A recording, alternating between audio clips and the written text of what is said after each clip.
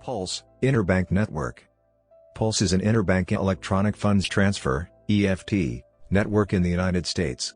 It serves more than 4,400 U.S. financial institutions and includes more than 380,000 ATMs, as well as POS terminals nationwide. Rivals of the network include First Data Star and Fidelity National Information Services as NYCE. It is owned by Discover Financial, issuer of the Discover card, and is included in Discover's agreement with China UnionPay. Cards can be used on each other's network, leading to better acceptance outside large cities than the larger networks. History.